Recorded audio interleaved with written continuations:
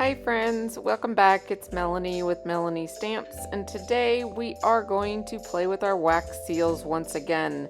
I'm introducing you to the Sealed for Christmas collection by Spellbinders. Let's jump into it. Here we go, the entire collection. I am blessed beyond words. Spellbinders is supporting me so much, and I want to thank all of you for that. This here is probably my favorite, except for the pine cone. This set here is a trio. It's just called Holiday, and it comes with all three of these stamps, and then it has just one handle. I think that's pretty neat that it comes with all three shapes because it has the circle, the rectangle, and an oval. This one here is the pine cone, and I'm still pretty much in a fall mood. Here's a sample of it, and I'm in love with this pine cone. It is just gorgeous, and I do play with it in a sample coming up. Here's the Nutcracker, and if you played my scavenger hunt this past month in September here, I had this as the name of the answer of one of my scavenger hunt prizes or games.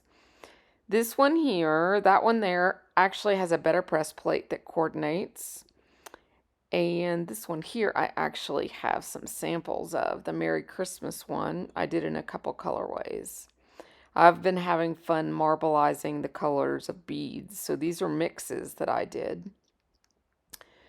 And these Merry Christmas ovals came out really, really well. And we're going to do one of each of the different shapes today so that you'll get to see how the shapes are done. This Joy, I really thought the square was going to be difficult. And I've only done the one. And look how gorgeous it turned out. I was really, really happy with that one. So, oh, I forgot to show you the samples of this. This Joy here, or I'm sorry, the snowflake, I did it multiple ways. That first one had both the white pearl and the purple. That second one had more purple. This one had white added to the purple, and yes, it matches my nails.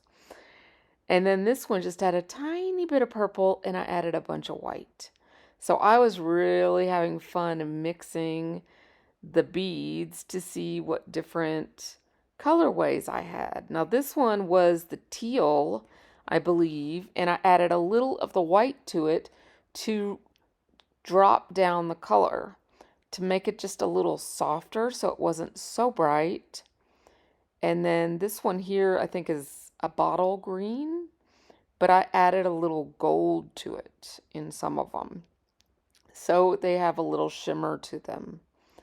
So I was just really, really having fun. I don't have a whole lot of colors yet.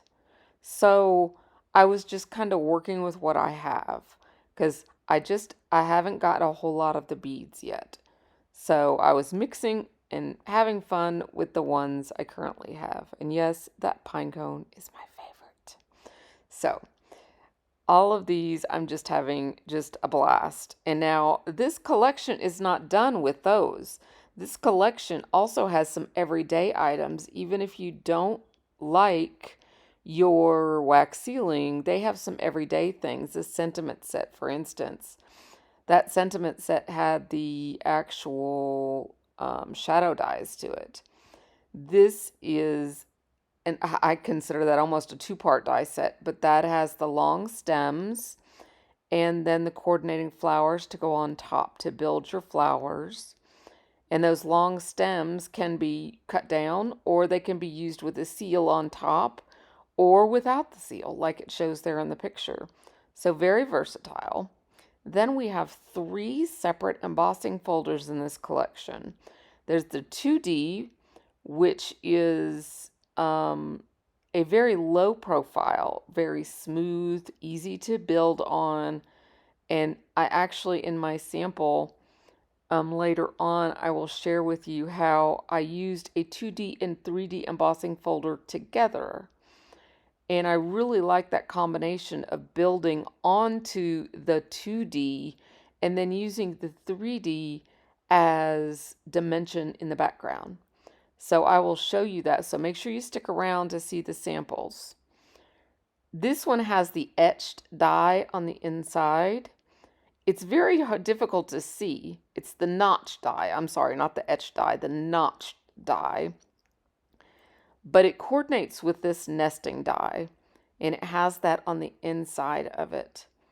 And I will have all these items listed below so that you can see them, because I'm not calling them all out individually, but I'll have them all listed down below. They also have links, and those are my affiliate links. So by using those, you support my channel, which is really, really helpful, and it's absolutely no charge for you. It's just a way to support me. So thank you very much for using those links. So I'm clearing off my desk here, and let's just get into it. We are going to do some pours. I'm going to go ahead and light my candle, and we will get started. Going to clear my surface here. And all of these I have done previously with the new collection.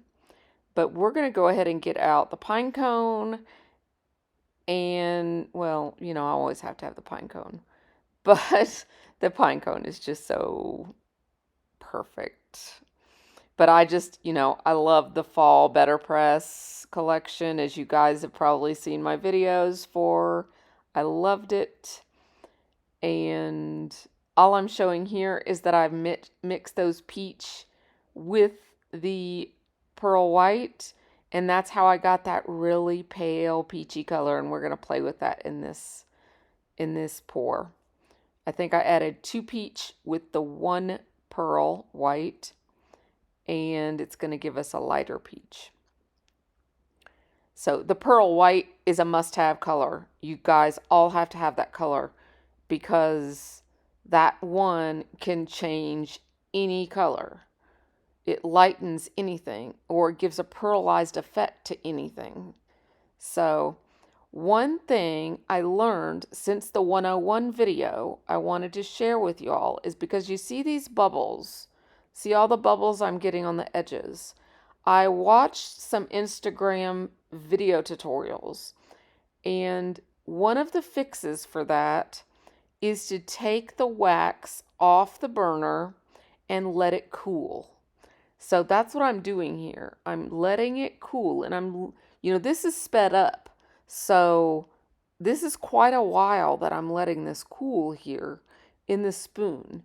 So let it cool and practice with that on how long you let it cool. It's a pretty good amount of time. I would say about a minute or so. But let it cool, and the worst thing that's going to happen is you'll let it cool too long, and it won't get a good press, and you'll cut it up and you'll put it back on the spoon.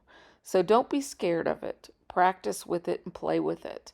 But I found that you can leave it out of the spoon for quite a while, and it's going to stay fluid.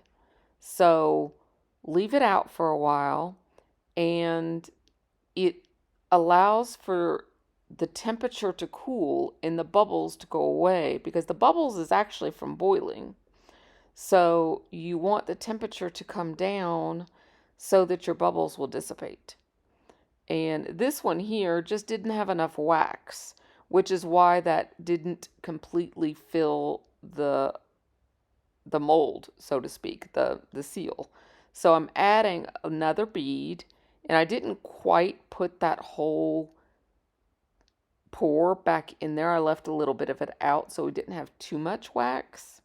And this is all trial and error, guys. So don't be scared of it, because you can always cut it back up and put it back in the spoon. So it's just playing around with the mix and playing around with the time. And honestly, this was only the 3rd time I was playing with it. So you see the progress I'm getting with just a tiny bit of play. So let this motivate you to use your set that you have. I've already heard from a few people that you already have this. You're already having it. You might have gotten it out once, you got frustrated, and you have it, and now you need the motivation to use it or to try it again. Let me be that motivation for you, because it's not difficult. There's a learning curve to it, but it's not difficult. You just need to use those beads. And remember, there's 100 per pack, and you're only using about 3 per press. So if press doesn't come out, you don't like it, you cut it up, you put it back in there, you do it again. It melts so quickly. You're not wasting a lot of time with that. Now you know the bubbles are coming from the heat. So pull that off, let it cool a little bit, and your results will get better and better. And that square that time came out very good. So it's actually better than I originally thought it was going to be. I thought it was going to be really big on one side, and it wasn't. It turned out just like that first one did. So I only messed up once out of the 3. So pretty good. So we are doing an oval with this one, and an oval is really just a circle that moves. So when you start to pour, just drag it just a little bit. And then another tip is, as you're putting your press down, you're not pushing it. You're lowering it slowly, and let the wax start cooling as you're lowering it in. And that will allow you to guide the copper, or the the brass portion into the wax. And you can see the rim form, and the wax itself, you can kind of guide it as the wax is hardening, and you can kind of guide it into place. And if you do that slowly, because it's going to cool fast as the copper hits the wax, because the copper is cold. Look how perfect that is. Is that not gorgeous? I love that one. But the copper cools it quickly as it touches the wax. So guide it into the wax. Don't drop it into the wax. Don't press it into the wax. Guide it into the wax, and guide it where you want it to go. And a lot of times that helps even out your rim around the edge. So try that as an extra tip and see if that also helps you get a better rim. It all depends on the pour too. If your pour is lopsided, your rim is most likely going to be lopsided. But for these shapes, that will help you some. And like that oval, that really helped on that oval. This pink that we're going to use here, we're going to clean our spoon out here in a minute after this Joy to the World one. And we're going to do the snowflake in the pink, the snowflake rectangle. I'm taking this off so that it can start cooling while I get our pine cone. That pine cone turned out really well. If I could just not drop it. Things are slippery, I swear. It's my fingers, it's not actually slippery. It's more my fingers than it is the actual wax. So this one I probably poured too quickly, but that's okay. It'll be all right. It's a little lopsided. I also noticed the cooler the wax, the more proportionate it is to actually staying in the circle. It tends to meander more when it's really hot. So now I'm cleaning my spoon here. The spoons are extremely hot. So make sure that paper towel is doubled or tripled when you're cleaning the spoon. And the take your pick tool, when you're using that tool, the wax comes right off the tip once it's cool. So you're not ruining your tool, you're not messing it up. It's easy to use. I will try to remember to link one down below. They're actually on sale. They're like 10, 11 bucks. If you don't have one of these already, I definitely recommend them. I have the really old one. They now have them in black and white available on the website. And they're an awesome tool to have in your toolkit, both for die cutting and wax sealing. They're wonderful. That one turned out really good too. I like that bronze color. So now we're going to do the rectangle. And as you watch me pour this, you notice I don't get it all in the corner. This one actually goes and gets cut up again. But this rectangle, I'm pouring it in the shape of a rectangle, but it's too rounded in the corners for the rectangle. So my tip for that is make sure you do drips in each of the corners as you're finishing your pour. You want to fill your rectangle in, but then you want drips in each of the corners at the end to try to add extra wax in those corners. Because if you don't, you're not going to have room for the wax to pour out in those corners. So I'm going to just cut this right up and put it right back in. See how easy that is? Super simple, guys. And the cut up wax melts extra fast. You see me cutting those labels up because each of these bags of beads come in a Ziploc bag. So once you take the top off, you can just reuse the bag. And I just put the little label inside the bag. So that way you could just keep your beads in your bag and you don't need that label anymore. Okay, here we go again. Take 2. This time I'm going in my rectangle, going to fill it in, and then I'm going to use my spoon and the leftover wax, and I'm going to take my time. Remember, you're not having to rush. And I'm going into the 4 corners, adding that extra wax in the corners. Taking my time, guiding my tool into the wax. Not dropping it, not pushing it, guiding it. And now I have wax coming out all 4 corners because I took the time to add the wax to the corners.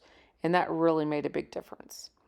So I was actually really nervous when Spellbinders said, "Would you like us to send this?" And I was like, I think I could do round. But they offered the set, and I was like, okay, I'll do it. I'll take the chance. I had never done a wax seal before, guys. But hey, you got to learn sometime, right? And I did it. Guys, I did it. So I'm really happy with the results too. And check this out. Look at that. It turned out great. So here it is. Now we're going to make some cards. So let's stick around here and let's get going. So I have some double stick adhesive on the back of this embossing folder. This is how I like to do 3D or any really actually embossing folders, but especially 3D. They're very hard to glue down in my opinion, or at least for a good glue, a good stick. And so I like to use double-sided adhesive and hook them to a cardstock, a heavyweight cardstock. I know this adds to the weight of your card, but it also adds to the stability of your card. So that's what I'm doing here. And once you do that, you no longer have the ripples, you no longer have the gaps and the, the edges and stuff. And in my next tutorial that you'll see, I don't know if I'm going to leave it in the video, but I actually did try to glue it down, and it didn't work. And I resorted to this, and I'm going to be airing this one first, but I don't know. I might leave it in so you guys can see the headache that it causes, but this is such a better technique. So if you want your 3D embossing folders to really look classy and really look professional, this is the way to do it. And it just feels good to the touch. It looks great. It looks really professionally done. So if you ever have problems with them looking wonky or anything like that, this is the fix. Now, this is the new embossing folder, the Evergreen. It's a 3D, like I said. I'm using the Hexy Gems just as a background landing place. I love the Hexy Gems. It was actually my first full collection Spellbinders ever sent me, and that was back in May of this past year, or this year. So that was always be a special collection in my heart. That was the first time they took a chance on me. So, love, love, love that collection. And this BetterPress plate that I'm using has the Hexi gem in the center of it. So I thought that was perfect. And it can actually be cut out with the Hexi gem too, but it cuts off some of the floral. So I actually fussy cut that out. And the BetterPress plate is actually inked with 3 inks that I use. They're actually over there on the side. I don't know the names of them off the top of my head, but I did that and I show it up close here in a minute. But I stamped that with 3 inks on the plate at one time, and I ran it through the BetterPress, and it really looked neat. So, um, I actually, you know what? I think I ran that through twice. I did the 2 peaches first, dark peach in one area, light peach in the other, and then I decided to add the green over the light peach because I didn't care for the light peach as much. So I changed, I correct myself there. Oh, I do show you the colors. Here we go. Leaf, azalea, and apricot. I did not like the apricot. So azalea and leaf are the 2 you're actually seeing there. There is a little apricot showing underneath the green, but not much and not enough for you guys to tell in the video here. So if you want to recreate this, use the azalea and the leaf colors. And those are 2 of the newer colors that they have released. I'm showing you there the lines of the actual Hexi gem and how I'm lining it up by using the lines inside of the frame and the gold. So now I'm going to attach my florals there to the center. That's the reason I didn't cut out the middle, is because I wanted a place for my florals to land and be attached. And I went ahead and trimmed these florals shorter because I'm not going to put the seal on the florals themselves. I'm going to offset the seal. Usually a lot of times you see the seals over the long stems of the florals, but I decided to be outside the box and offset it to the right because I wanted it in the green area where that a lot of that green stamping is. So that's what I did. Nothing wrong with being different. Remember, guys, you're the artist. You do you. Nothing wrong with that. Whatever you design is the right design. So you be happy with what you design. And if what you design is what someone else designed because you don't know where to start, that's okay too. It's okay to case someone else. I find it a compliment. So if you ever want to recreate something I've designed, go for it. Let me know that you did. I will celebrate with you because there's nothing wrong with that in my eyes. I find it a huge compliment when someone sends me a picture and tells me, look, I created it just like you did. Or you inspired me and I did it a little differently than you did, but your card inspired mine. Both of those I find as a compliment. So I want to encourage you to use your items. So if you have these items or something similar, go for it, guys. I want to see you use your stuff. Share it over on my Facebook group, Heartfelt Card Making with Spellbinders and more. Come join the group. Come play with us. Share your cards. I want to see all of your projects. I am just playing around with some sentiments to get some ideas of what I want to do here. These sentiments are by Susan Tierney Coburn, one of her floral sentiments sets, and it's her new Christmas one. I don't have the name of it in front of me, but I will link it down below. It is a gorgeous sentiment set for Christmas this year. if you like foiling. It is gorgeous. And I had extras close by when I decided to offset this. I thought that was perfect to put here. And it kind of covers the bottom of the stems also. So that's what I did to finish this off. Now here at the very end, once I finish that, I have one more sample to share with you. Something else I did prior to the video here. And it's a smaller card. This card here is a 5x7. My next sample I'm going to show you is an A2. It also has a seal on it. And guess what? Guess what kind of seal it is? There's my finished card, guys. I hope you like it.